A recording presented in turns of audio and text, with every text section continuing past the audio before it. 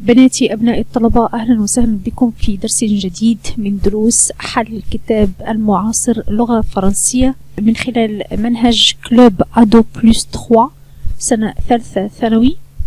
دائما لازلنا في الوحدة الثالثة ودائما في لا غرامير الجزء الثاني.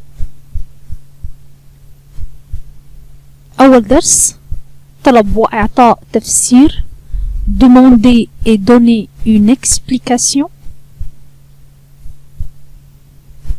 للسؤال عن السبب نستخدم كلمة pourquoi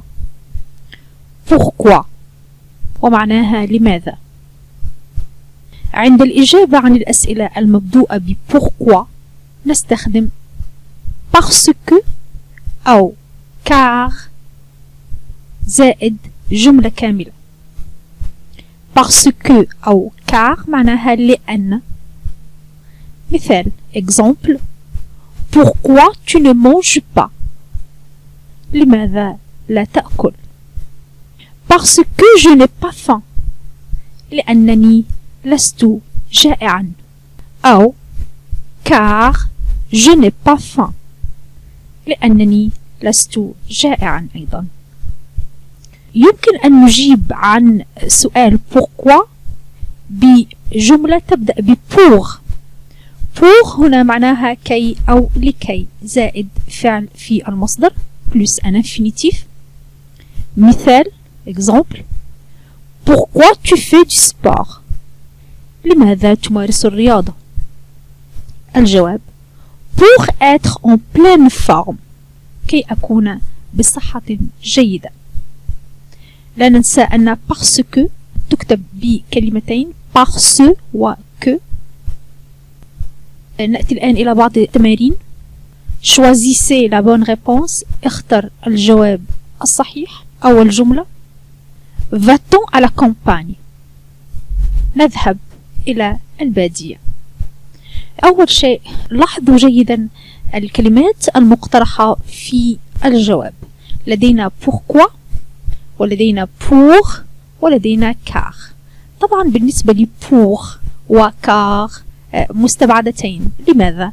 لأن pour و car تأتيان في جواب وليس في سؤال. فنقول pourquoi va-t-on à la campagne؟ لماذا نذهب إلى البادية؟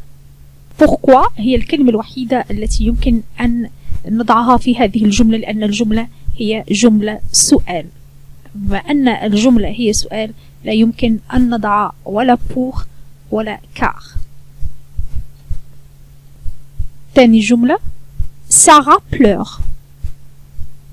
Elle ne trouve pas sa poupée. سارة تبكي، هي لم تجد دميتها.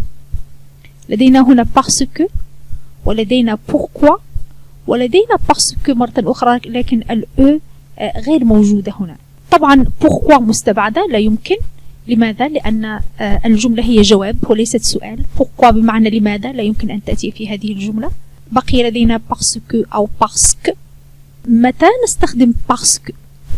هذه نستخدمها حينما يكون الكلمة التي تأتي بعدها تبدأ بفويل، بحرف صوتي. اتفقنا في المرات السابقة أن الحروف الصوتية هي A و E و I O U و H كذلك. الجملة الثالثة: Nous dormons tôt. نحن ننام باكرا. Nous sommes fatigués. نحن متعبون. لدينا car، pourquoi، parce que. car بمعنى لأن و parce que أيضا بمعنى لأن. لدينا pourquoi معناها لماذا، فهي سؤال، فهذه الإجابة مستبعدة لا يمكن. بقي لدينا car أو parce que. طبعا parce que كذلك مستبعدة. لماذا؟ لأن هنا لدينا apostrophe هنا. هذا معناه أن الكلمة التي يجب أن تأتي هنا يجب أن تبدأ بفويل. كلمة نو لا تبدأ هنا بفويل، تبدأ بكونسون وهي أن. إذن ما سنضعه هو car. الجملة الرابعة: Il va au parc. هو ذهب إلى الحديقة العامة. se promener يتنزه. لدينا pour لكي. pourquoi لماذا. parce que لأن. طبعا pourquoi أيضا مستبعدة لأن الجملة هي جملة عادية وليست سؤال. pourquoi معنى لماذا تأتي مع جملة سؤال في آخرها علامة استفهام طبعا.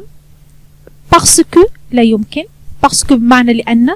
parce que الجملة التي تأتي بعدها يجب أن تكون جملة تامة كاملة بفاعل وفعل وغيره.